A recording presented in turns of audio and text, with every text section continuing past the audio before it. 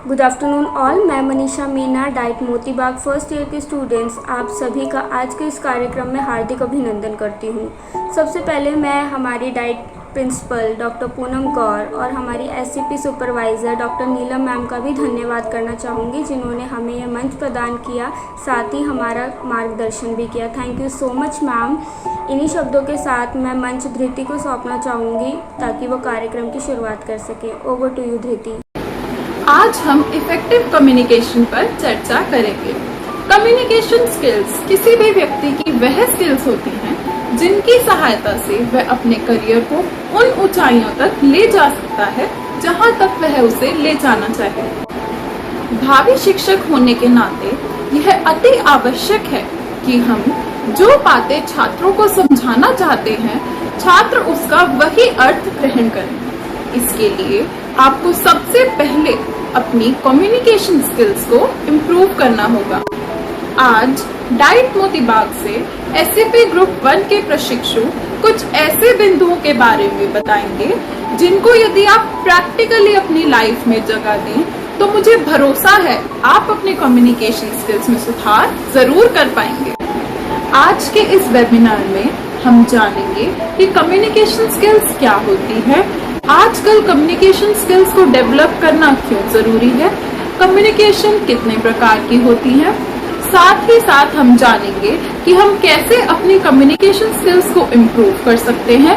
इसके अलावा कुछ ऐसी एक्टिविटीज के बारे में जानेंगे जिनके माध्यम से हम एक शिक्षक के रूप में अपने विद्यार्थियों की कम्युनिकेशन स्किल्स को इम्प्रूव कर सकते हैं।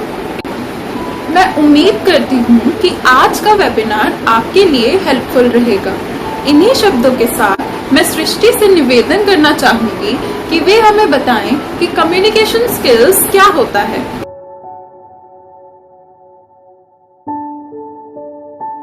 जैसे कि आज का टॉपिक है effective communication, but effective communication को समझने से पहले हमें ये जानना जरूरी है दैट व्हाट इज कम्युनिकेशन। जब दो या दो से अधिक व्यक्ति आपस में बातचीत करते हैं तो उसे हम कम्युनिकेशन कहते हैं। इसमें व्यक्ति अपने विचारों को, अनुभवों को एवं सूचनाओं को सामने वाले व्यक्ति एवं समूह के साथ बांटता है। यह बोलकर, लिखकर एवं संकेतों द्वारा किया जा सकता है। जब यही विचारों को, अनुभवों को एवं संकेतों को हम एक इफेक्टिव और इम्प्रेसिव वे में सामने वाले व्यक्ति के साथ शेयर करते हैं तो इसे हम इफेक्टिव कम्युनिकेशन कहते हैं। कम्युनिकेशन स्किल्स की खास बात यह होती है कि इसमें कोई भी व्यक्ति अपने आइडियाज सामने वाले को उसी रूप में शेयर करता है जिस रूप में वो करना चाहता है। अगर आप अपनी कम्युनिकेशन स्किल्स को इम्प्रूव करना चाहते हैं तो आपको लगातार प्रयास करते रहना चाहिए। आप जितना ज़्यादा सीखोगे, जितना ज़्यादा समय दोगे और जितना ज़्यादा प्रैक्टिस करोगे, ये उतनी ही ज़्यादा इफेक्टिव होती जाती है। सृष्टि की यह बात सुनकर मुझे संत कबीर दास जी का एक दोहा याद आ गया। करत करत अभ्यास के जड़मति होत सुजान, रसरी आवत जात है सिल पर परत निशान। अर्थात कुएं से पानी खींचने वाली रस्सी किनारे पर रखे पत्थर से बार बार रगड़ खाने से पत्थर पर निशान छोड़ जाती है। ठीक उसी प्रकार बार बार अभ्यास करने से मंद बुद्धि व्यक्ति भी कई नई बातें सीखकर उनका जानकार हो जाता है। अपनी पंक्तियों को विराम देते हुए मैं यश से निवेदन करना चाहूंगी कि वे अपनी पीपीटी के माध्यम से हमें टाइप्स ऑफ कम्युनिकेशन के बारे में बताएं।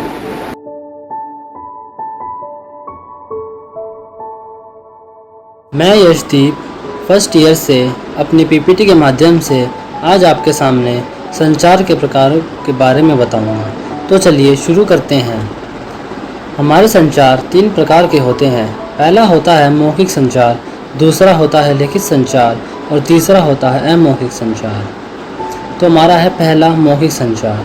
मौखिक संचार का तात्पर्य ऐसे संचार से है जिसमें सामान्यतः बोलकर संदेश का संप्रेषण किया जाता है। यह संचार का एक सामान्य प्रकार है जिसका प्रयोग हम काफ़ी लंबे समय से करते आ रहे हैं। वाक्यों, शब्दों तथा वाक्यांशों का उच्चारण मौखिक संचार माना जाता है। मौखिक संचार का प्रयोग सामान्य सभाओं में, गोष्ठियों में टेलीफोन पर बातचीत तथा भाषणों आदि की प्रस्तुति में किया जाता है।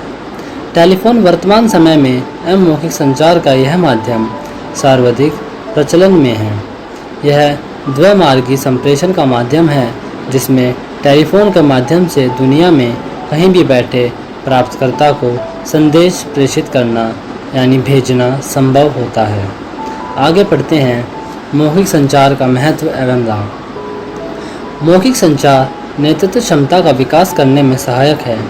यह संचार का सर्वाधिक सस्ता साधन है क्योंकि इसमें किसी भी प्रकार के कागज़, स्याही या अन्य वस्तुओं की आवश्यकता नहीं होती। मौखिक संचार के अंतर्गत संदेश सामान्यतः स्पष्ट होता है। यदि कोई संदेह है तो वह उसी समय दूर किया जा सकता है। मौखिक संचार समय की बचत में भी सहायक है क्योंकि इसमें संदेश लिखने की आवश्यकता नहीं होती। आगे पढ़ते हैं मौखिक संचार से होने वाली हानियाँ। मौखिक संचार के अंतर्गत प्रमाण का अभाव पाया जाता है क्योंकि इसके अंतर्गत भेजे गए संदेश का कोई भी लिखित प्रमाण उपस्थित नहीं रहता है। मौखिक संचार के अंतर्गत दोनों पक्षों का होना आवश्यक है। यदि दोनों पक्ष उपस्थित नहीं होंगे तो संचार की प्रक्रिया नहीं हो पाएगी। मौखिक संचार के अंतर्गत प्राप्तकर्ता छोटे संदेश को याद रख सकता है परंतु वह किसी सभा का भाषण या संस्था के नियम आदि को याद नहीं कर सकता। इन सभी का लिखित रूप में होना अनिवार्य है। आगे हम पढ़ते हैं लिखित संचार। लिखित संचार का आज के समय में अधिक महत्व है। व्यापारिक विकास हेतु, विज्ञापन सामग्री तैयार करने हेतु तथा अन्य संस्थाओं से संचार हेतु यह अनिवार्य है। लिखित संचार के लिए आवश्यक है कि लिखे गए संदेश में साधारण एवं सरल भाषा का प्रयोग किया गया हो। आगे पढ़ते हैं लिखित संचार के प्रमुख रूप निम्नलिखित हैं। ईमेल द्वारा यह संचार का आधुनिक रूप है जिसमें कंप्यूटर तथा इंटरनेट की सहायता से संदेश को एक स्थान से दूसरे स्थान पर अन्य माध्यमों की तुलना में तीव्रता से जा सकता है। ईमेल के लिए भेजे वाले तथा प्राप्त करने वाले की ईमेल आईडी का होना आवश्यक है।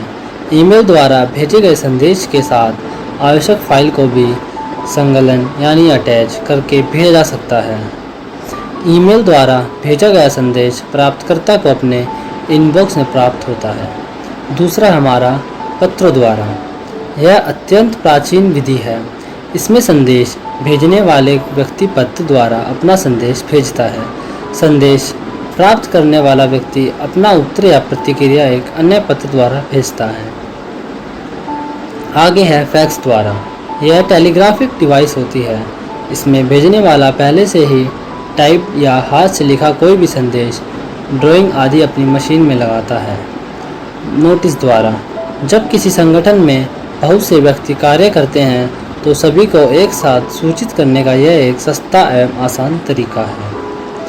आगे देखते हैं लिखित संचार के महत्व एवं लाभ। लिखित संचार के अंतर्गत यदि किसी भी प्रकार की कोई संदेह या गलतफहमी होती है तो उसे पूर्ण रिकॉर्ड में देखकर दूर किया जा सकता है। लिखित संचार के अंतर्गत दोनों पक्षों का उपस्थित होना या व्यक्तित्व संपर्क होना आवश्यक नहीं है। वैधानिक बचाव लिखित संचार पर निर्भर हो सकते हैं क्योंकि यह वैध अभिलेख उपलब्ध कराता है। लिखित संचार के माध्यम से एक से अधिक प्राप्तकर्ताओं को एक साथ संप्रेषित किया जा सकता है। लिखित संदेश संस्था के अंतर्गत काफ़ी कर्मचारियों के हाथ से गुजरता है जिसमें संदेश की गोपनीयता खत्म होने का भय रहता है। लिखित संदेश को भेजने तथा संभाल कर रखने में काफ़ी खर्च भी आता है। तीसरा है हमारा अमौखिक संचार। अमौखिक संचार का तात्पर्य ऐसे संचार से है जिसके अंतर्गत संदेश का संप्रेषण बिना शब्दों को बोले किया जाता है। इसके अंतर्गत संदेश के संप्रेषण के लिए मुख्यतः हाव भाव, शारीरिक भाषा, नेत्र संपर्क आदि का प्रयोग किया जाता है। यह भी 3 प्रकार के होते हैं। पहला है पैरा लैंग्वेज, दूसरा है प्रोक्सिमिक्स, भौतिक जगह के प्रयोग से संबंधित, तीसरा है काइनेटिक्स, शारीरिक भाषा तथा चेहरे की अभिव्यक्ति के अध्ययन। पहला है हमारा पैरा लैंग्वेज। पैरा लैंग्वेज अमौखिक संचार के इस घटक के अंतर्गत हमें कोई संदेश किस तरह पहुंचाना है या कोई बात किस प्रकार करनी है, इसका अध्ययन किया जाता है। इसके अंतर्गत हमारी आवाज़ के स्वर की तीव्रता, मधुरता, ऊंचाई तथा शब्दों के चयन का अध्ययन किया जाता है। जैसे यदि किसी कक्षा में कोई छात्र कहता है कि मेरी तबीयत खराब है, बाहर जा रहा हूँ, तो शिक्षक के उत्तर देने का स्वर निम्न प्रकार हो सकता है। पहला, यदि शिक्षक गुस्से में हो, नहीं, तुम बाहर नहीं जा सकते। यदि शिक्षक गुस्से के भाव में नहीं हो, ठीक है, आराम से जाना तथा अपना ध्यान रखना। थैंक यू यशदीप, आपने अपनी पीपीटी के द्वारा हमें संचार के प्रकार बताने के साथ साथ उनके लाभ और हानि से भी अवगत कराया। अब आप में से कई लोग यह सोच रहे होंगे कि कम्युनिकेशन स्किल्स को इम्प्रूव करना क्यों जरूरी है। यही बताने के लिए मैं सेकेंड ईयर से खुशी को आमंत्रित करना चाहूंगी। ओवर टू यू खुशी।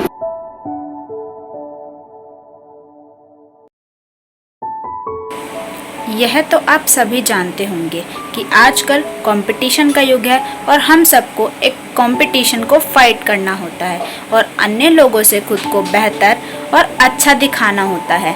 उसके लिए हमें हमारी कम्युनिकेशन स्किल्स की हेल्प लेनी होती है।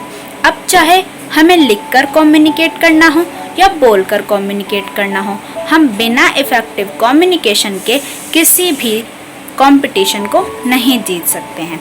जैसा कि आप सभी जानते हैं कि आजकल जॉब्स के लिए इंटरव्यू लिए जाते हैं और इंटरव्यू में पूछे गए प्रश्नों के उत्तर हमें बहुत ही इफ़ेक्टिवली देने होते हैं। अब इंटरव्यू में पूछे गए प्रश्नों के उत्तर हम इफ़ेक्टिवली तभी दे पाएंगे जब हमारी कम्युनिकेशन स्किल्स बेहतरीन हो। आप एक दिन में बहुत से लोगों से मिलते होंगे, बहुत से लोगों से बातें करते होंगे, अपने आइडियाज़ उनसे शेयर करते होंगे। आप अपने आइडियाज़ 100% वैसा जैसा आप चाहते हैं अगर दूसरों तक पहुंचाना चाहते हैं तो उसके लिए आपको अपनी इफ़ेक्टिव कम्युनिकेशन स्किल्स की ज़रूरत होती है। साथ ही अगर आप अपनी स्पीकिंग स्किल्स को इम्प्रूव करना चाहते हैं या अपनी प्रेजेंटेशन स्किल्स को इम्प्रूव करना चाहते हैं, आप बिना इफ़ेक्टिव कम्युनिकेशन स्किल्स के इनमें से किसी को भी बेहतर नहीं बना सकते। अतः मैं अंत में यही कहना चाहूँगी कि इफ़ेक्टिव कम्युनिकेशन हमारी लाइफ में होना बहुत ही ज़रूरी है। Tony Robbins says, communication is a part. Those who have mastered its effective use can change their own experience of the world and world's experience of them. All behavior and feelings find their original roots in some form of communication. इन्हीं शब्दों के साथ संतोष और किरण आपके साथ एक story share करना चाहते हैं जो कहती है प्रभावी संप्रेषण के लिए जरूरी नहीं शब्दों का ही प्रयोग हो।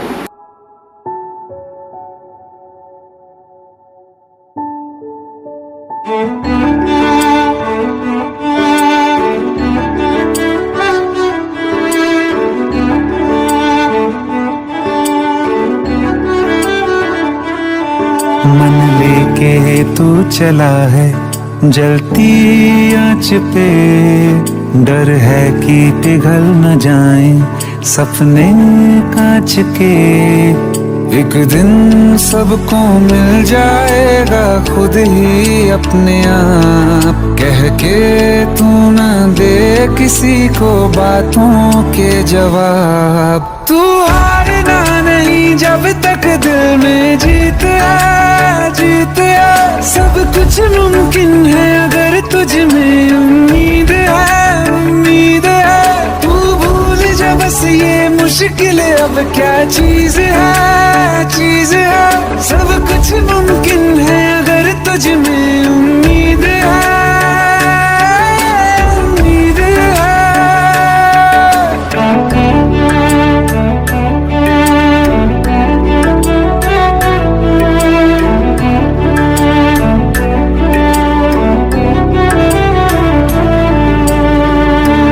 आसान नहीं है सफर तेरा, आया नहीं है हश्र तेरा। मिलती अगर है नाकामियां राहों में है जो दुश्वारियां, ये लिख ले तेरी कोशिशें जाएंगी ना खराब। तकलीफों के आगे कहीं खुशियां हैं बेहिसाब। तू हारना नहीं जब तक दिल में जीते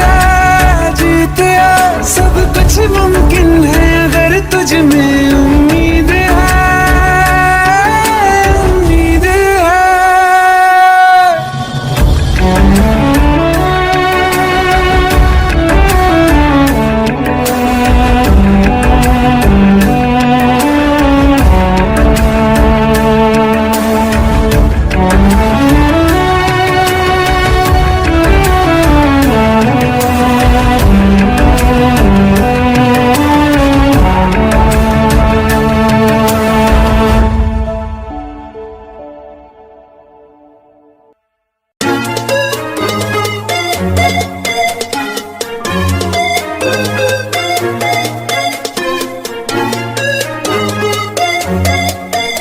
कह के ना दे तो किसी की बातों का जवाब, कह के ना दे तो किसी की बातों का जवाब। अर्थात कुछ बातें ऐसी होती हैं जिनको छोड़ देना चाहिए। जरूरी नहीं है कि आप सब बातों का जवाब दें।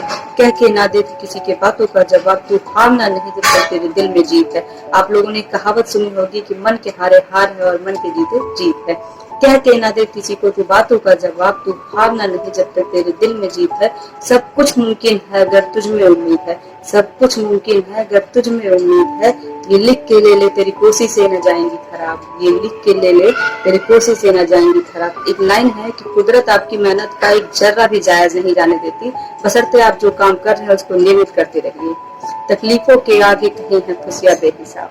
Thank you. ऐसा जरूरी नहीं है कि हम लिखकर ही या फिर बोलकर ही सही अर्थों में प्रभावी ढंग से दूसरों के सामने या दूसरों के साथ वार्तालाप कर सकते हैं, संप्रेषण कर सकते हैं।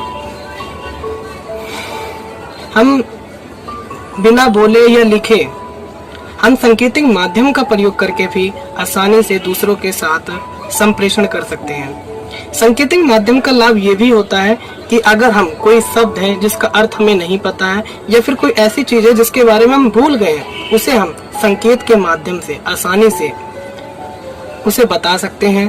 और संप्रेषण में सांकेतिक माध्यम बहुत ही लाभकारी होता है और कई बार हमें इसका प्रयोग करने को देखने को भी मिलता है। प्रस्तुत वीडियो के माध्यम से हमने देखा एक लड़का प्रतिदिन बिना किसी मौखिक संप्रेषण के बहुत सारे लोगों की मदद करता है। वे रास्ते में हो रहे व्यर्थ पानी के नीचे गमला रख देता है तथा खाना खाते समय जब वे एक भूखे कुत्ते को देखता है तो उसके साथ अपना भोजन साझा करता है तथा रास्ते पर चलते समय जब उसे एक बूढ़ी औरत दिखती है जो कि ठेला उठाने में असमर्थ होती है, उनकी भी वो सहायता करता है और बाद में कुछ उन्हें धनराशि भी देता है। उसकी खुद की आर्थिक स्थिति खराब होने के बावजूद भी वे दूसरों की अर्थात जरूरतमंदों की सहायता करता है। उस लड़के के द्वारा ऐसे करने से सभी के मन में, सभी के भीतर एक उम्मीद की किरण जागती है। उस डॉग को भरोसा था कि वो लड़का आएगा और उसको कुछ खाने के लिए मिलेगा। वह बूढ़ी औरत जिसकी उसने ठेला उठाने पर मदद की थी, वह बूढ़ी औरत भी उसकी राह देख रही होती है। वह गमला जो कभी सूखा हुआ करता था आज वह हरा भरा हो गया है। उस लड़के को सबसे ज्यादा खुशी तब मिली जब उसके द्वारा दी गई धनराशि से वह लड़की स्कूल जा पाई। बहुत ही सुंदर कहानी और उससे भी सुंदर उसका भाव। बिना संप्रेषण की यह उद्देश्यपूर्ण कहानी सीख देती है कि यदि हम किसी भी प्रकार से व्यक्ति की सहायता कर सकते हैं तो हमें अवश्य करनी चाहिए। थैंक यू संतोष, आपने बहुत ही सरल ढंग से हमें इस कहानी का अर्थ बताया। शिक्षक दो प्रकार के होते हैं। पहला, वह जिसके पास ज्ञान का भंडार है किंतु वह अपनी बात सही प्रकार से बच्चों को समझाने में असमर्थ है। दूसरा, जिसके पास तुलनात्मक दृष्टि से ज्ञान कम है किंतु वह अपनी बात को प्रभावी ढंग से अपने विद्यार्थियों तक पहुंचाने में सक्षम है। एक योग्य शिक्षक वही बन सकता है जो अपनी बात का वही अर्थ बच्चों को पहुंचाने में सक्षम है जो वह पहुंचाना चाहता है। यह सब तभी संभव है जब कम्युनिकेशन स्किल्स पर आपकी अच्छी पकड़ हो। तो आइए देखते हैं कि कम्युनिकेशन स्किल्स को हम और कैसे इम्प्रूव कर सकते हैं।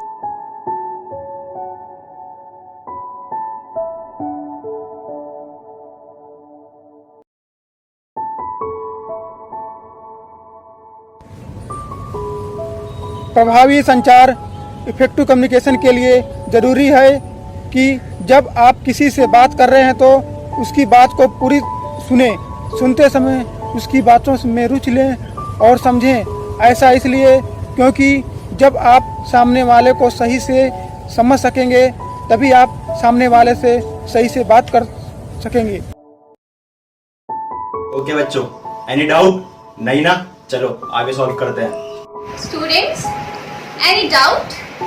इफ़ेक्टिव कम्युनिकेशन या प्रभावी संप्रेषण के लिए ये आवश्यक है जब आप किसी से बात कर रहे हो तो आपके चेहरे पर एक मुस्कुराहट हो और जिससे आप बात कर रहे हैं उससे आपका आइज कांटेक्ट हो।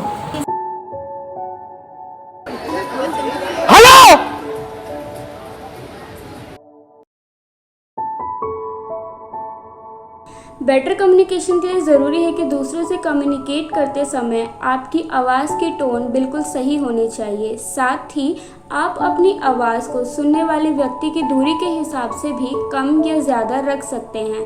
कहने का तात्पर्य है कि आपको अपनी वॉइस की वॉल्यूम का खास ध्यान रखना चाहिए। Hello friends A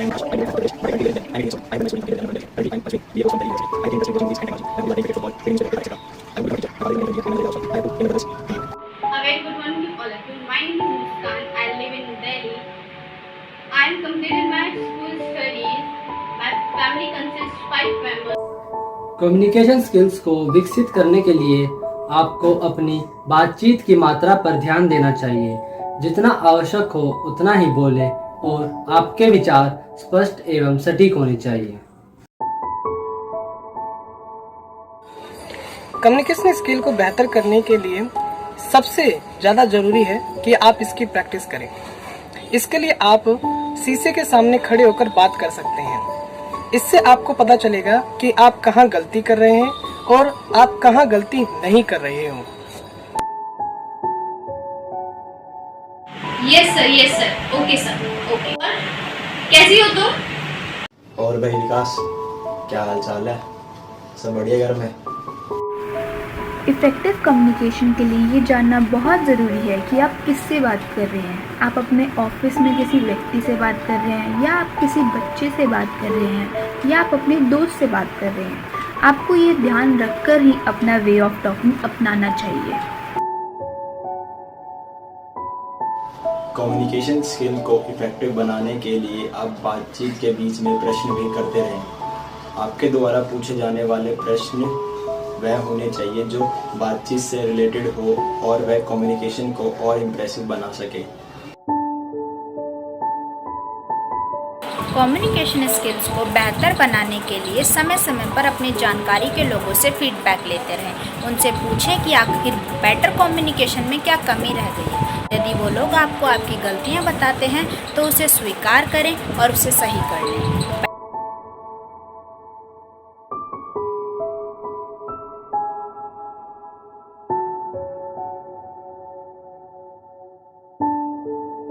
effective communication के लिए आपकी बॉडी लैंग्वेज बिल्कुल सही होना चाहिए। कम्युनिकेशन के समय आपका बॉडी पोस्चर, आपका हैंड स्टाइल ठीक वैसा ही होना चाहिए। जैसे आप सामने वाले से बात कर रहे हो तो आपका body posture language eye contact होना ज़रूरी है, ठीक वैसा ही होना ज़रूरी है जिस तरह से आप बात कर रहे हो। बच्चों, स्कूल की स्पेलिंग क्या होती है? SCHOOL, स्कूल, ठीक है? This is my school.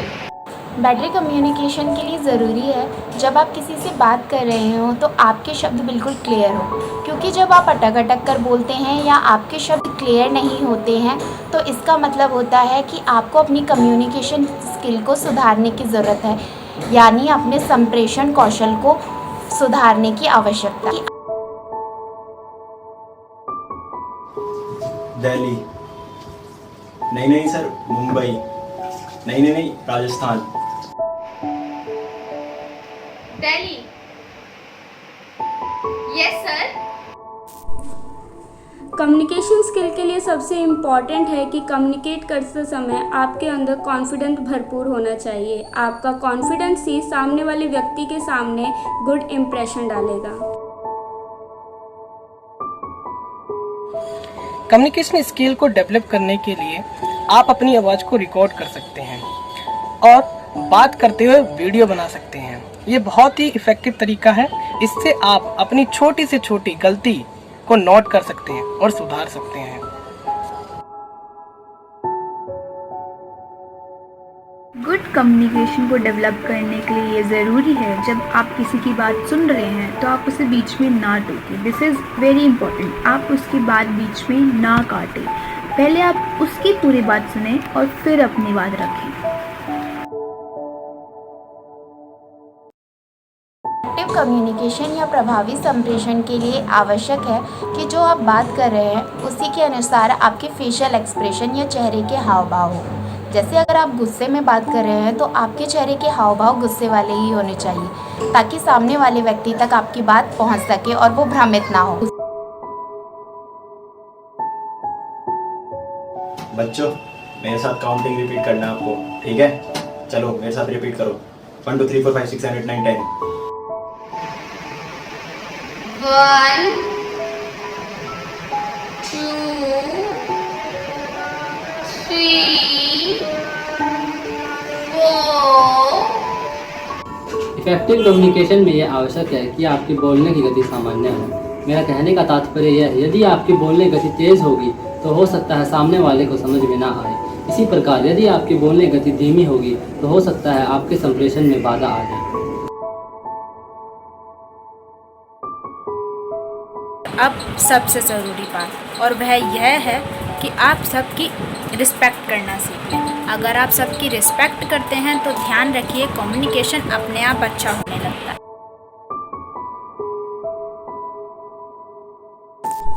Effective communication के लिए दूसरों के साथ एम्पैथी का प्रयोग करें। अर्थात यदि आप किसी ऐसे व्यक्ति से बात कर रहे हो जिसका पूरा पैसा बिजनेस में डूब गया है तो उस व्यक्ति के स्थान पर स्वयं को रख के देखें। ऐसा करने से आप भी वही महसूस करेंगे जो वह व्यक्ति महसूस कर रहा है और आप उसकी बात को और बेहतर ढंग से समझ पाएंगे।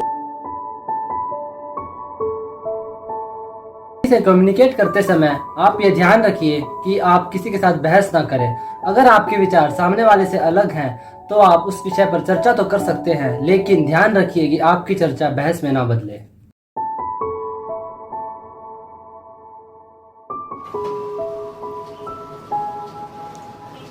Sorry sir. यस सर, इसके मैरिज भी हैं और डिमैरिज भी हैं। मैरिज ये है कि हमारा एनवायरनमेंट बहुत अच्छा हो गया है पहले से, और डिमेरिट ये है कि हम बहुत टाइम से घर के अंदर हैं। कम्युनिकेशन को स्किल को इफेक्टिव बनाने के लिए बेहतर नॉलेज होना बहुत ज़रूरी है। यदि आप किसी टॉपिक के बारे में अच्छी तरीके से जानकारी रखते हैं तो आप सामने वाले को अच्छे तरीके से बता पाओगे।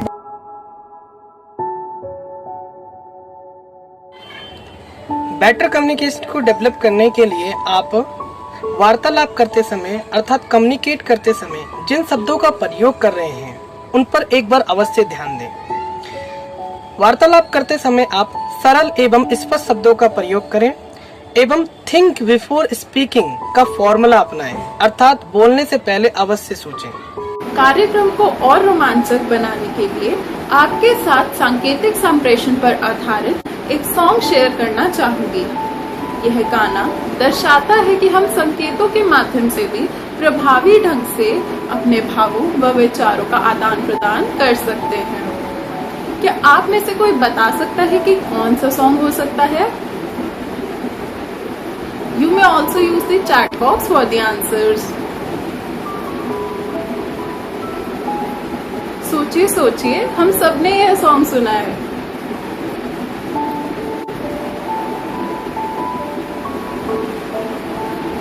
Okay, so the singer is Akhil and the song is here for you. इकट्ठे होके दुनिया बना लईए, रुसिए जे जट ही मना लईए, झोली तेरी खुशियां ना भर दूंगा, सुपनिया वाला तेनू कर दूंगा। फिक्के नहीं ला रहे हैं सच्ची गुड़िया, तेरे लिए हाथ रब अगे जुड़िया। मैं जदों तेरे ख्वाबां वाली रात तुरिया, मैं तुरिया बड़ा ना मैं तो जावे मुड़िया। ओ जीवे रहिंदे पन्ने नाल पन्ने जुड़दे, मैं रवां तेरे नाल ओना वांगू जुड़िया।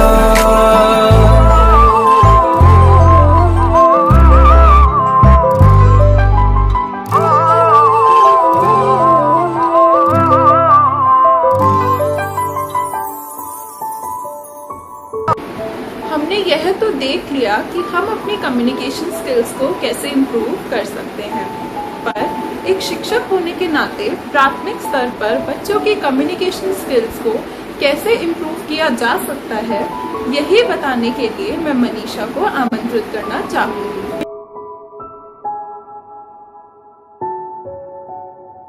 हम सभी फ्यूचर में टीचर्स बनने वाले हैं, तो कभी सोचा है कि ऐसी क्या क्या एक्टिविटीज़ करवा सकते हैं आप, ऐसी क्या क्या चीज़ें आप करवा सकते हैं जिनसे आप अपने स्टूडेंट्स की कम्युनिकेशन स्किल को और ज़्यादा इम्प्रूव कर सकते हैं। तो आज मैं आपको कुछ ऐसी ही एक्टिविटीज़ बताऊंगी जिनको अगर आप प्रैक्टिकली अपने स्टूडेंट्स के साथ करते हैं तो यकीन मानिए आपके स्टूडेंट्स को भी बहुत मज़ा आएगा और खेल ही खेल में आप उनकी कम्युनिकेशन स्किल को भी और ज़्यादा इम्प्रूव कर पाएंगे।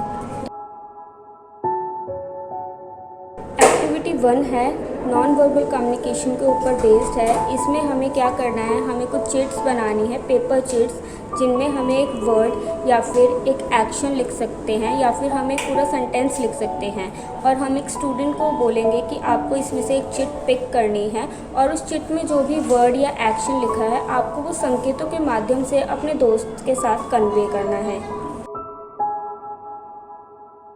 मैं चाहूँगी इस एक्टिविटी में आप लोग भी पार्टिसिपेट करें। सो हमारी एक्टिविटी 2 है word building skill.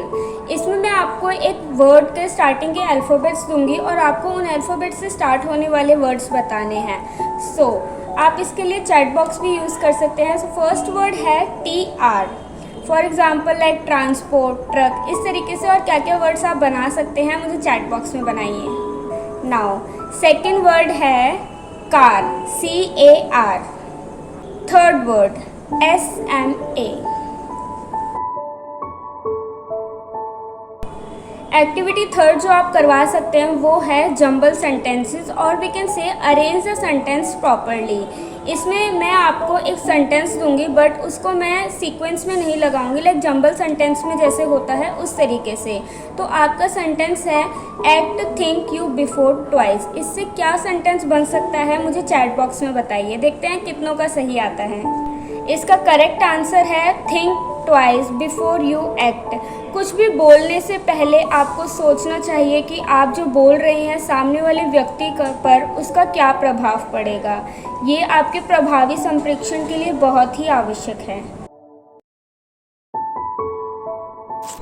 Move on to next activity. So activity 4 हमारी है स्टोरी टेलिंग। आप स्टोरीज़ के थ्रू लाइक फन स्टोरीज़ हो गई, मॉरल वैल्यूज़ की स्टोरीज़ हो गई या फिर फन स्टोरीज़ के थ्रू भी बच्चों की कम्युनिकेशन स्किल्स को और ज़्यादा इम्प्रूव कर सकते हैं। एक्टिविटी नंबर 5 है हमारी सिट एंड स्टैंड एक्टिविटी। आप लोगों ने भी अपनी स्कूल डेज में ये एक्टिविटी ज़रूर की होगी, बस एक और बार इसी एक्टिविटी को मैं आपको रिमेम्बराइज़ कराना चाहूँगी। एज अ टीचर जब आप अपने क्लास में जाएं तो आपको ये एक्टिविटीज़ अपने स्टूडेंट्स के साथ करानी है। इस एक्टिविटी में करना क्या है कि जब आप सिट बोलेंगे तो स्टूडेंट्स को बैठना है और जब आप स्टैंड बोलेंगे तो स्टूडेंट्स को खड़े हो जाना है। इसी तरीके से सिट एंड स्टैंड को मिक्स करके आपको इमीडिएटली बोलते जाना है। जो बच्चा ध्यान से सुनेगा वो ये करेक्ट करेगा, इससे बच्चों की लिसनिंग पावर जो होगी वो डेवलप होगी। एक्टिविटी 6 में चाहूँगी आप लोग भी करें। सो एक्टिविटी 6 में मैं आपको एक वर्ड दूंगी और उस वर्ड से आप और कितने नए वर्ड्स बना सकते हो आप मुझे चैट बॉक्स में बताना। सो फर्स्ट वर्ड है मदर इन लॉ। देखते हैं कि इससे आप कितने और ज़्यादा न्यू वर्ड्स बना सकते हो। ओके, एक और वर्ड ट्राई करते हैं। सो सेकंड वर्ड है आपका हिप्पोपोटामस। अपने स्टूडेंट्स के कम्युनिकेशन स्किल को डेवलप करने के लिए आप एक रोल प्ले भी करवा सकते हैं या फिर उनके बीच में एक कम्युनिकेशन भी करवा सकते हैं। इसमें आप अपनी क्लास को टीम्स में डिवाइड कर सकते हैं या फिर 2-2 बच्चे के पेयर्स भी आप बना सकते हैं। आपको इसमें करना क्या है, आपको उन्हें एक रोल देना है, लाइक डॉक्टर पेशेंट का रोल, और उनके बीच की कन्वर्जेशन आप उन्हें करने के लिए बोल सकते हैं। इसी तरीके से आप उन्हें फ्रूट सेलर और बायर की कन्वर्जेशन दे सकते हैं, टीचर और स्टूडेंट्स दे सकते हैं, ऐसे ही कैशियर और कस्टमर भी आप दे सकते हैं। That's totally up to you, आप क्या रोल प्ले अपने स्टूडेंट्स के साथ करवाना चाहते हैं। एक्टिविटी 8 एक फन गेम है। इसमें आप 2 बच्चों का पेयर बना सकते हैं और एक बच्चे की आंख पे कोई भी डार्क हैंकरचीफ बांध सकते हैं और पेयर के दूसरे बच्चे को आप बोल सकते हैं कि आप उसे इंग्लिश में इंस्ट्रक्ट करें ताकि वो उस बॉल को ढूंढ पाए। एक्टिविटी 9 जिसका नाम मैंने रखा है सही सुनो सही बनाओ। इस एक्टिविटी के लिए आपको 2-2 बच्चों के पेयर्स बनाने हैं और उन दोनों बच्चों को चेयर पे इस तरीके से बिठाना है कि वो आपस में एक दूसरे को ना देख पाएँ। फिर उनमें से एक बच्चे को आपको एक सिंपल सी ड्राइंग देनी है और उसे बोलना है कि आपको इसे कम्युनिकेट करके अपने दूसरे पार्टनर को बताना है और दूसरा पार्टनर उसके इंस्ट्रक्शंस को फॉलो करते हुए उसे ड्रॉ करेगा। फाइनली आप देखेंगे कि दोनों पेंटिंग्स एक दूसरे से कितनी मैच होती हैं। जिस भी पेयर का कम्युनिकेशन बहुत अच्छा होगा, परफेक्ट होगा, उसी की पेंटिंग या ड्राइंग बहुत ही सेम लगेगी। सो ये थी आज की एक्टिविटीज़ जो मैं आप लोगों के साथ शेयर करना चाहती थी। इन एक्टिविटीज़ के थ्रू आप बहुत ही जॉयफुल लर्निंग कर सकते हैं और एक फ़न वे में बच्चों की कम्युनिकेशन स्किल्स को डेवलप कर सकते हैं। थैंक यू मनीषा, वाकई आपने हमें बहुत ही अच्छी एक्टिविटीज़ बताई जिनसे हम खेल खेल में बच्चों की कम्युनिकेशन को इफ़ेक्टिव बना सकते हैं। मैं उम्मीद करती हूँ आज का वेबिनार आपके लिए इन्फॉर्मेटिव रहा होगा। मुझे पूर्ण विश्वास है आप उपयुक्त बिंदुओं को प्रैक्टिकली अपनी लाइफ में अपनाएंगे और भविष्य में एक अच्छे टीचर बनेंगे। Thank you everyone, stay safe, stay healthy.